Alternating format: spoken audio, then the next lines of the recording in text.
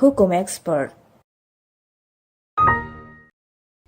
Baik, selamat datang di podcast kita kali ini bersama saya Ikian dan rekan-rekan dari Hukum Expert. Di sini ada Hasna, dan ada Mas Rizky, ada Mbak Robi, dan Mbak Mirna. Nah, tentunya kita akan membahas mengenai peraturan-peraturan di Indonesia selama 2023 ini, yang tentunya ada kontroversial, ada yang tidak. Nah, kita akan mulai satu persatu, khususnya adalah dari Mas Rizky. Bagaimana tanggapan mengenai perkembangan hukum di Indonesia, Pak? Ya, sejauh ini cukup menarik ya, apalagi tahun 2023 ini punya banyak undang-undang, aturan-aturan yang disahkan. Nah, salah satunya hal yang menarik adalah undang-undang KUHP yang terbaru. Pada bulan Juni itu disahkan oleh pemerintah.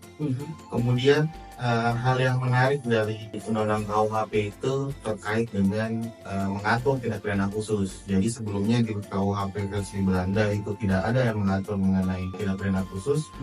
Namun di undang-undang KUHP baru ini diatur. Jadi ada beberapa macam, ada tindak pidana berat terhadap pelanggaran HAM, kemudian ada narkotika, korupsi, terorisme, TPPU. Nah, itu diatur. Hanya yang menjadi menarik adalah tindak pidana berat terhadap hak asasi manusia. Nah, itu yang menjadi banyak kontroversi karena menghapus ketentuan pasal 8 dan pasal 9 Undang-Undang Pengadilan HAM. Jadi di mana pasal 8 dan pasal 9 Undang-Undang Pengadilan HAM itu mengatur kejahatan-kejahatan internasional seperti kejahatan terhadap kemanusiaan, genosida. Nah, jadi semenjak diatur dalam persekusi itu dicabut. Di Undang-Undang KUHP itu dicabut, kemudian digantikan dengan tindak pidana berat terhadap hak asasi manusia itu. Oke, jadi lebih sebenarnya itu udah cukup untuk melindungi tindakan kejahatan, tapi malah dicabut seperti itu di KUHP tersebut. Iya, jadi konsekuensinya itu bisa saja tidak ada lagi pelanggaran HAM berat, tapi namanya tindak pidana berat terhadap hak asasi manusia. Nah, ini dua definisi yang berbeda. Iya. Yang satu diakui secara internasional, tapi di Indonesia malah jadi tindak pidana umum. Bukan lagi tindak pidana khusus, hanya istilahnya itu tindak pidana khusus, tapi di dalam undang-undang yang sifatnya umum. Oke, jadi ini menarik sih, kayak kontroversial ya teman-teman, bahwasanya ini sudah diatur eksplisit malah dicabut gitu, jadi masih tindak pidana umum kayaknya gitu. Jadi menarik ya, khususnya di KUHP terbaru ini juga sebenarnya masih banyak lagi yang perlu dikulik, kontroversial di dalamnya seperti itu. Terima kasih Mas. Terima kasih juga. Adalah dari Hasna nih. Apa kalau menurut Hasna mengenai perkembangan hukum di Indonesia? Kalau sepanjang tahun 2023 ini sebenarnya bisa dibilang pemerintah dan semua masyarakat Indonesia pastinya adaptasi dari kondisi COVID yang sebelumnya.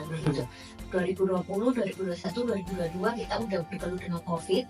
Terus akhirnya 2023 kita mulai aktivitas seperti biasa, seakan-akan itu sudah endemi, yang akhirnya peraturan-peraturan secara teknis, terutama tentang kependudukan, misalkan tentang perubahan kartu keluarga, perubahan identitas, atau tentang KTP, itu bisa dilaksanakan secara mandiri dengan aplikasi yang sesuai dengan kota domisilinya masing-masing waktu saat COVID. Tapi di 2023 ini sejumlah sekitar 23 ribuan ada aplikasi dari instansi pemerintah yang bermacam-macam yang sebenarnya kita bisa akses sendiri. Tapi tahun 2023 ini malah mau kita secara mandiri apapun mengurusnya, kita harus tetap ke kantor instansi itu. Iya, karena membutuhkan kode akses, membutuhkan konfirmasi seperti itu. Jadi yang kadang masyarakat dalam prakteknya tentang administrasi kependudukan itu mereka sering dilema gitu. Malah yang menjadi problem sekarang tuh masyarakat malah males malah kesananya kayak kurang efektif. Iya, karena udah ada online tapi kita juga harus offline seperti itu sih. Jadi kayak sanksi bisa diefektifkan lagi, bahwasannya pelayanan secara daring maupun luring itu juga harus diselaraskan gitu. Oke, terima kasih Mbak Asna. Dan selanjutnya dari Mbak Mira sendiri mengenai perkembangan hukum 2023. Aku sih mau nambahin dulu ya, Nes. Kalau soal kependudukan sebenarnya ada juga yang rame akhir tahun ini itu sebenarnya ini udah dari awal tahun sih, cuma karena batas waktunya akhir tahun ini yaitu NIK kan sama dengan MPP itu ada isu di bagian administrasi kependudukan. Terus kalau sebenarnya dari awal tahun itu kelihatan kayak sudah aktif gitu, jadi tiba-tiba ada KUHP ya yang paling pertama, terus tiba-tiba ya sekarang nggak kerasa tiba-tiba sudah Desember. Nah sebenarnya ada satu isu yang ini itu sudah lama bergulir dari tahun kemarin, yaitu terkait dengan pemilu. Oke. Kalau tahun kemarin itu isunya adalah rencana 3 periode.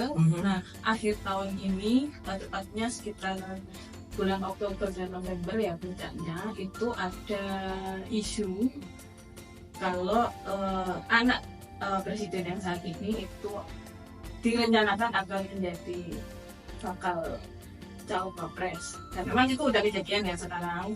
Cuma sebelumnya itu, sebelum dia diumumkan akan menjadi calon wakil presidennya dari salah satu calon presiden ya, itu ada permohonan pengujian undang-undang PMK, yaitu undang-undang pemilu, di mana yang diuji itu pasal 169 Undang-Undang Nomor 7 Tahun 2017 terkait dengan batas usia minimal capres.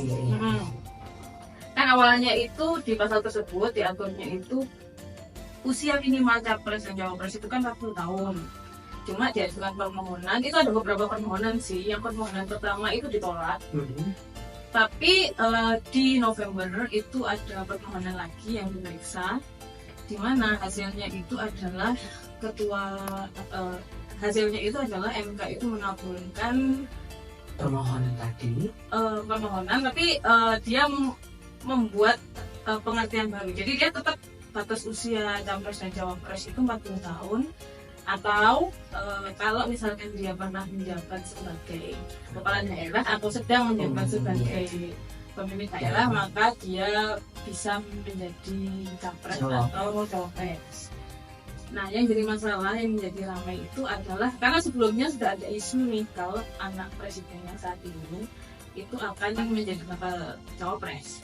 Di sisi lain ketua MK ini punya hubungan keluarga dengan dia sehingga ketika turun putusan itu dan ternyata beberapa hari kemudian diumumkan dia ternyata benar-benar menjadi cawapres, itu menjadi ramai, sehingga ada ahli hukum tata negara dan banyak pihak lainnya kemudian mengajukan keberatan ke MK Majelis Kehormatan Mahkamah Konstitusi, di mana pemimpinnya adalah Prof. Jimli.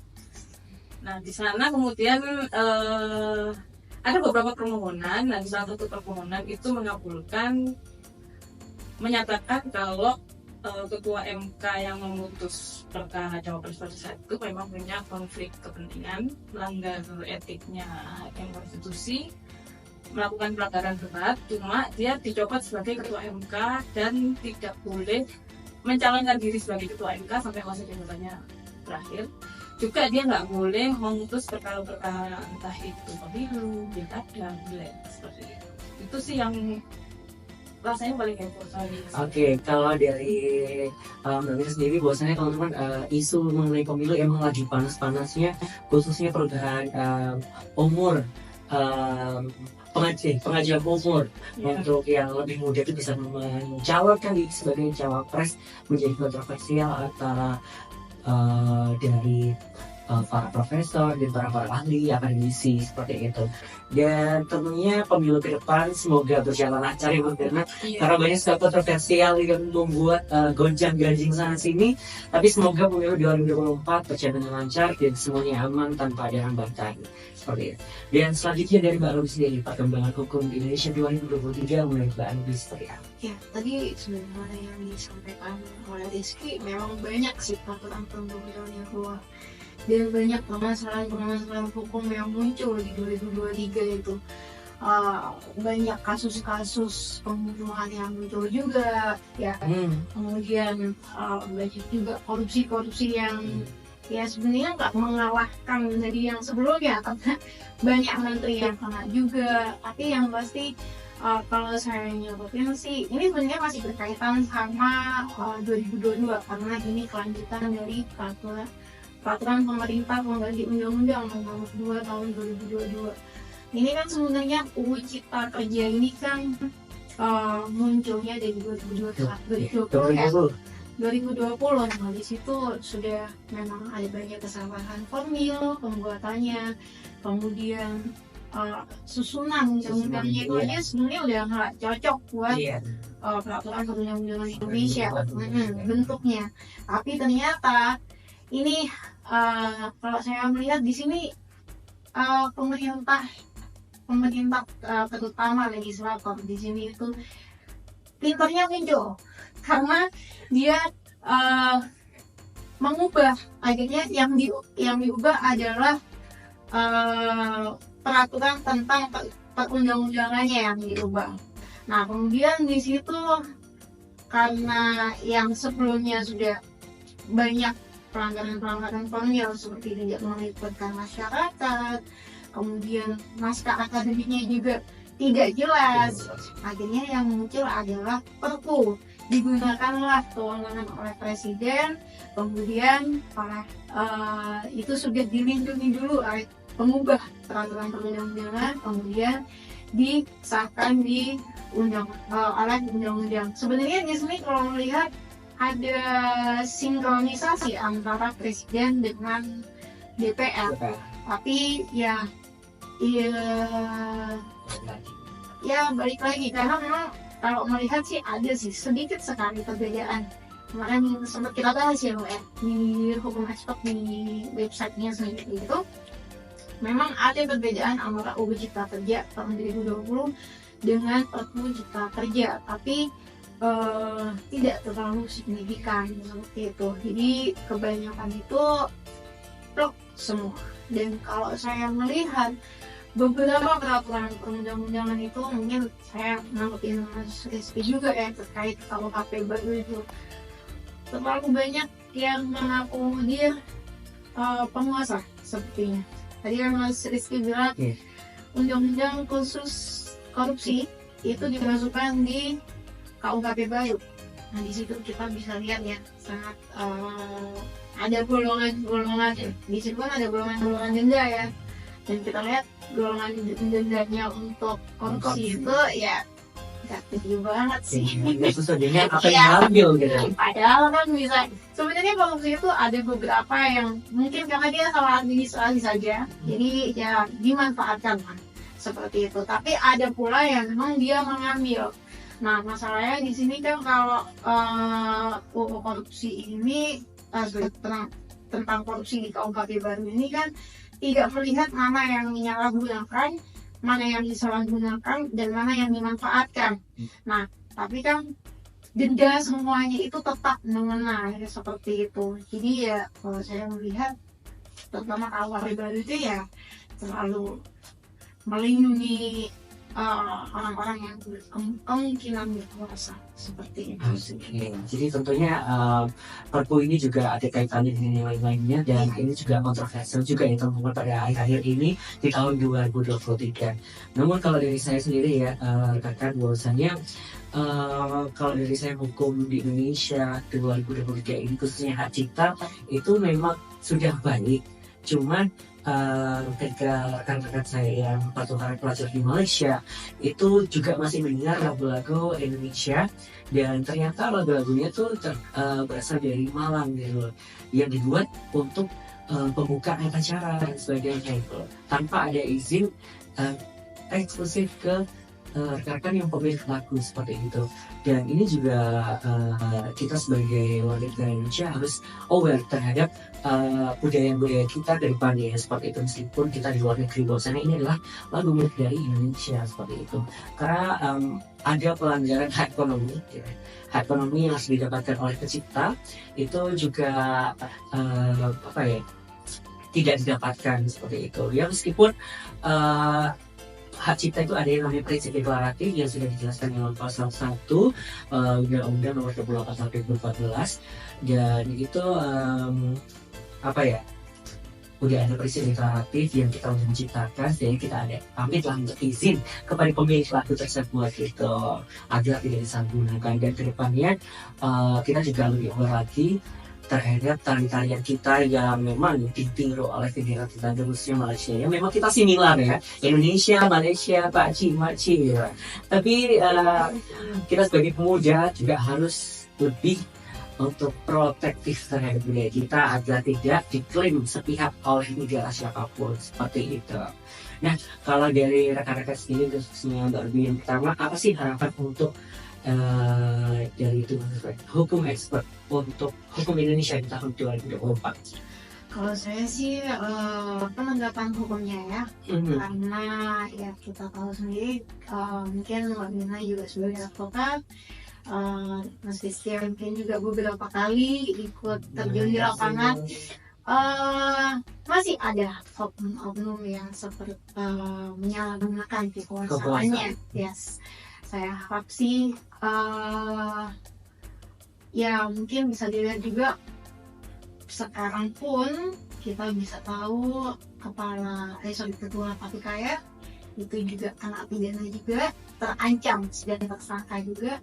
Nah, harapannya sih selanjutnya baik itu penegak hukum maupun lembaga-lembaga di Indonesia itu mulai bersih seperti itu, karena satu-satunya yang bisa menegakkan hukum itu adalah penegak hukum itu sendiri. Dan yang bisa mengembangkan negara ini, terutama terkait dengan kemajuannya, itu adalah menghindari korupsi dan perencanaan seperti itu. Oke, kalau dari Bang Nina sendiri?